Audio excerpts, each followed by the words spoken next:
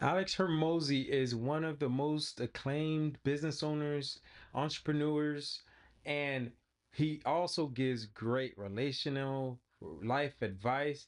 But is his advice actually going to align with a lot of the biblical principles that we know of today?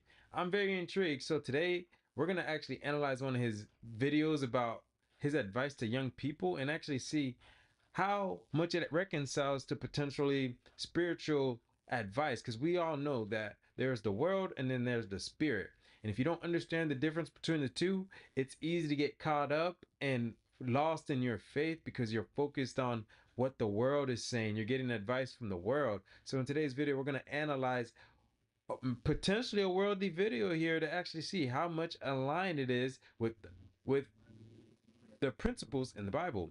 Now, a lot of these entrepreneurs, such as Elon Musk, I don't know about Alex Hormozi himself, but a lot of these entrepreneurs oftentimes they support a lot of the principles in the Bible, but they won't acknowledge Jesus. They won't acknowledge God. Um, so I think it's for us as an audience to be educated. And I fell in this trap in my life where I fell in this trap of all this self help, all the constant books, all the constant following people that I wanted to be like that weren't Christ.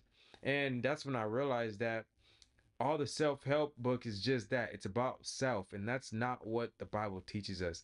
The Bible teaches us to love God and to love others. It doesn't include self in that. So it's very important for us to differentiate and be able to identify knowledge that is not of God, that is not of the Spirit, and knowledge that, while some knowledge could help you be successful in the world, will it actually help you get to heaven?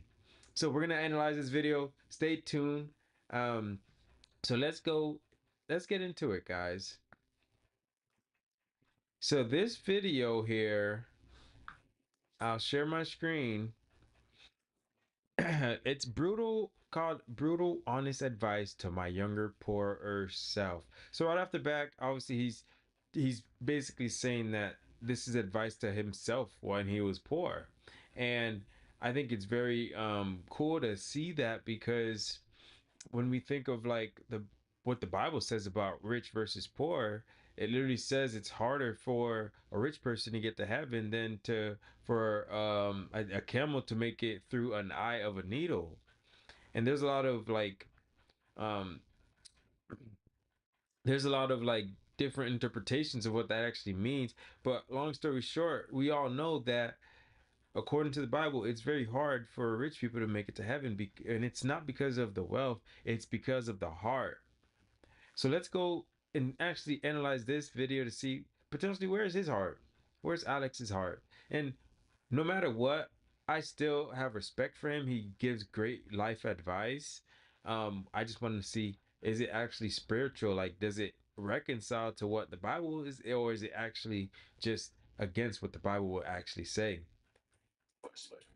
You beat 99% of people simply by continuing to work without eating more. This is advice to yourself on how to work harder. You're going to lose sleep. You'll doubt whether it will work. You'll stress to make ends meet.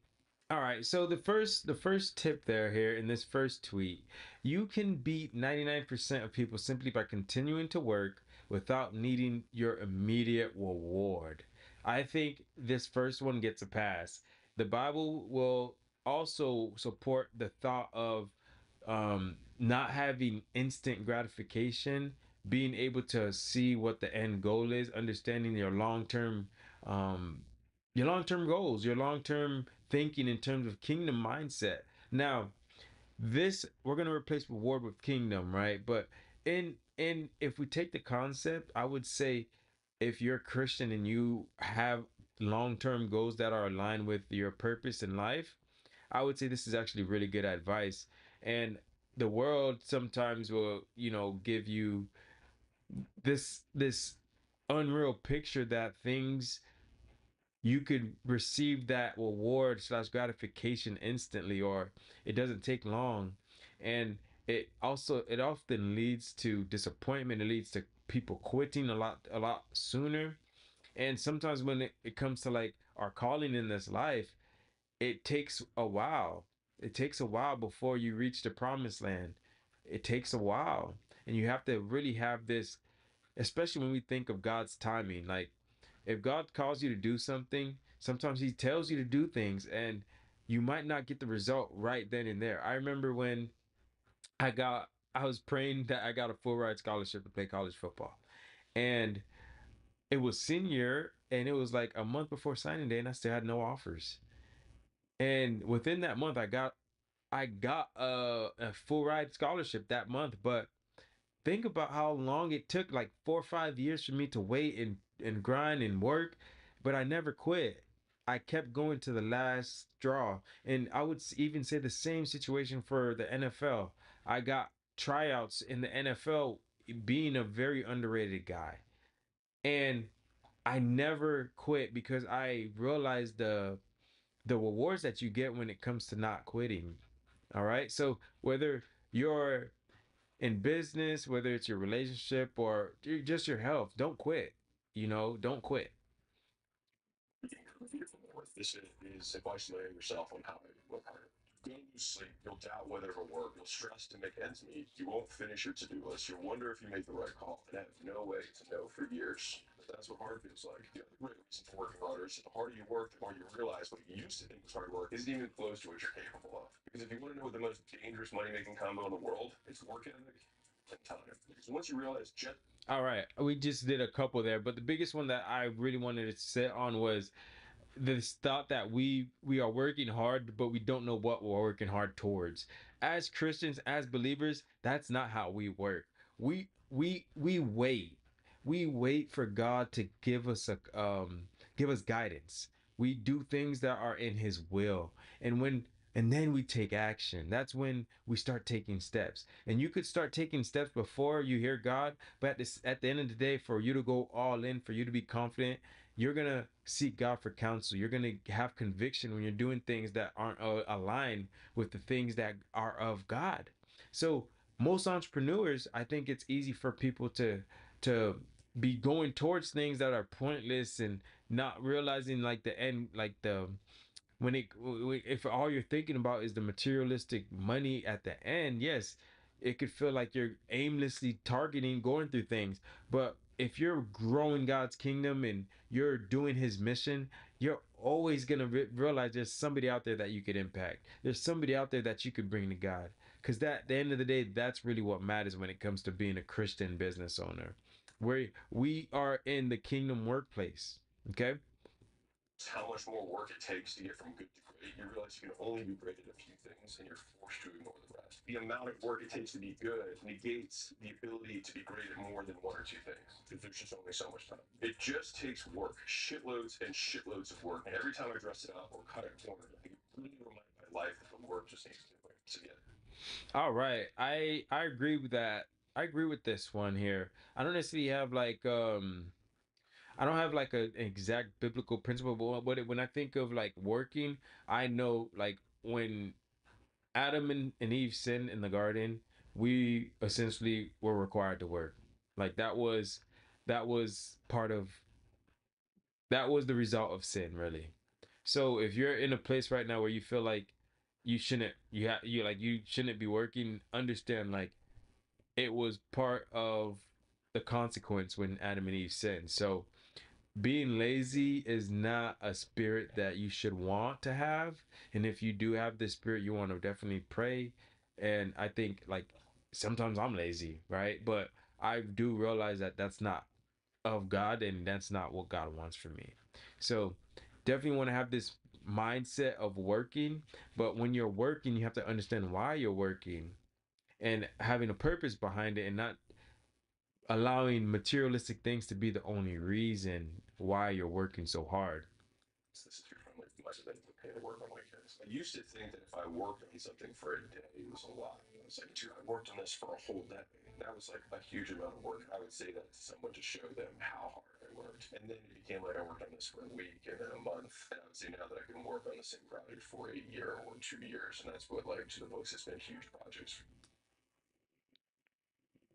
All right, I think that one right there, that was a very good point. Like being able to work for something for a very long time without quitting. That's great advice. I think, when it comes to the biblical principles, when God has a mission for us, we might have to work for a very long time. And as a business owner, you're gonna have to show up every single day. If God has a mission for you, you want to be obedient, through the suffering, through the pain, through the distractions, and you push through. You focus.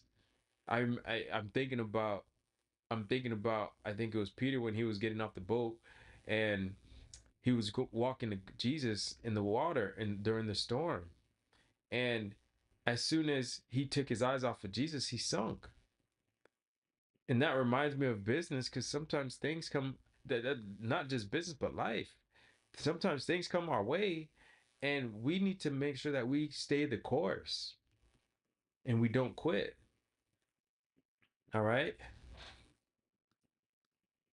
You're counting hundreds of minutes, hundreds of hours, hundreds of days towards a specific goal. If you count in hundreds, it just automatically forces you to do a significantly larger amount of effort, just sheer volume of work. I think one of my favorite parables about work is that there's an art class. They split the class into two groups. And one group, they said, make the absolute best pot and turn it into one pot. And the other group, they said, make as many pots as you possibly can. At the end of the semester, the team that to make as many pots as humanly possible, not only made more pots, but also ended up making better pots than the one that spent all their time trying to make one. I think a lot of people need that permission to have a lot of shitty first drafts in order to start working harder on anything. But that's not how I operate, because for me, I would rather spend a lot more time on my first draft so I don't have to make so many more edits. If you All right. I think that's good advice. That reminds me of being a steward of what God gives you, being a steward of the skills that God allows you to have, and understanding what you have, understanding the advantages that you have. Because if you understand that, you're going to focus on those things, and you're going to make sure that you're being a great steward. And as believers, the way we operate is we ask God to basically figure out where we want to put our resources. And we hear. We don't just go out and put things just because, right? do it the right way, you realize how many hours you're going to have to put into something. And usually, most people that I feel like haven't done that level of effort confront the work and then they get scared about it. I have to find a different way. This can't actually be how people do this. That is how you do it. The work just needs to do it, and no one's going to do it for you. I started with a normal hourly job, and I think a lot of people do. A lot of early job thoughts or lessons are that when you show up to work, you are working because you're getting paid to be there. When you start working for yourself, you're not getting paid to be there. You're only getting paid on what you do. I've gone on vacations with other entrepreneurs who say, like, man, we had a crazy work day. I was like, I was with you, homie. Like, that was not work. These are off days for me. Like, these are like real work days. Because work occurred, it to me is not a work day. Unless I have a clear output for what I have done and moving forward, work didn't happen. The longer you can delay when you need to be rewarded for the work that you do, the greater the outcome is. It's kind of like a plane taking off. Yeah, I think that things that you wait for, and you cherish more. And when I think about my life and the things that I appreciate the most, it's really things that I had to work years and years and years on. And really those are the things that a lot of people don't accomplish in life because they quit too soon. The things that take time, those are the things that typically the rewards are a lot bigger, a lot, they are better. And when I think of that, I think of like our mission to make it to heaven, how long we live in this life, and how persistent we must be when we think about the reward at the end. It's going to be well worth it. But we have to show up every single day and understand that the enemy is going to try to prevent us from getting that reward. And that's why we have to be disciplined as Christians. The longer the runway, the bigger the play. And so a lot of people can barely even get a bottle rocket off the ground because they have such a short attention span and such a need for immediate reward. If you feel like you're behind where you should be by now, if you feel like you're losing, if you're not sure it's going to work, there's nothing wrong with you. That is entrepreneurship. You are on the right path. I think that's great. I think as it's easy to compare, and everyone's on a different journey. The game of comparison, I believe it's from the enemy. It's not from God. God never in the Bible has ever said, "Oh, this person compared to this person," because everyone was on their own journey. Whether they were Jews, Gentiles, non-believers, believers, like Jesus looks at everybody differently for their situation because we're all born into different environments, and that's I feel like that's how grace actually works is Jesus understands our situation, grace and mercy. You're doing the right things. You're seeing the milestones along the way, but the milestones are grades. It's uncertainty. It's a sleepless nights. It's not knowing if you can make payroll. It's not even being sure that the 5 years you put into this idea is actually going to turn into something that you'll get credit for eventually. The biggest shift that I had internally during those harder times was that I am the output of my work. All of this effort is to create who I want to become. I get to use that as my reward every day rather than the approval of strangers. All right, that is great advice. So I what I think about with that is like how we need to pursue things and have faith even when we don't see the results. When when Jesus or God tells us to do something, we act. And that's essentially what faith is being able to move based off of faith and not by sight, not based off of what you see. It's easy to take action when you see the reward right in front of your face, but when you don't see the reward, but God tells you to do something, are you still going to act? Uncertainty is the feeling of entrepreneurship. You're not doing it wrong. Like that's what it feels like. It's kind of this weird dichotomy of feeling like you never have enough time, but then you also have all the time in the world. The biggest reason that a lot of entrepreneurs don't succeed is because they're in a rush. The rush is what creates poor decisions, and so they That is great advice as well. When we think from a biblical standpoint on this, like if you're in a rush and you're trying to do things on your timing and not God's timing, you're more than likely going to fail because God's timing no is unpredictable. We have an on time God. He shows up when it matters the most to him, not based off of what our selfish desires are, right? And a lot of times when if he doesn't show up when we want him to, a lot of people associate that with, oh, he never showed up, but they forget that his timing is different. So that's very important to remember. consistently hop from thing to thing to thing because they think this thing will get them there faster by being consistently to guarantee that they'll never get there. And I think we have a culture that rewards speed because everybody wants things fast and easy. And not really offers the book talk about value. You have a dream outcome, and then you have basically everything that discounts or multiplies it. A discount would be risk associated with it. I want this thing, but I want it to be guaranteed. I want it to be easy, and I want it to be fast. And entrepreneurship is literally the opposite of that. The dream outcome's there, but it is not guaranteed, incredibly hard, and takes forever. The problem is And a lot of times, our calling in this on our calling sometimes in this world is just like that. It might take a long time. It's guaranteed because we know but sometimes it feels like it's not guaranteed and it takes a lot of work. And we need to have that mindset in order to accomplish whatever it is that we're going after. that it's so compelling to sell people on that, and there's so many more ad dollars that go into it's fast, it's easy, and it's guaranteed that it's really tough to shift the landscape of the language around entrepreneurship because there's just so much money to be made by making it.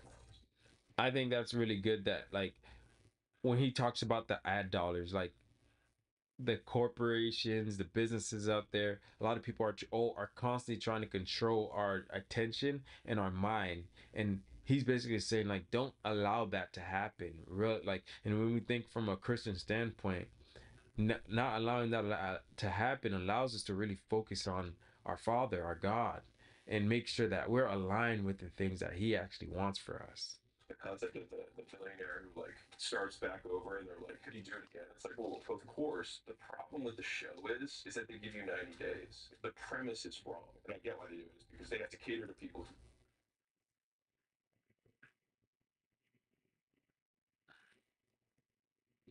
All right, I just realized my screen wasn't sharing, but that's okay. Hopefully you guys are able to hear all that. But with that being said, guys, it was just a quick video tonight, nothing too crazy. I appreciate everyone tuning in. We will see you guys on the next episode. All right, thanks for tuning in.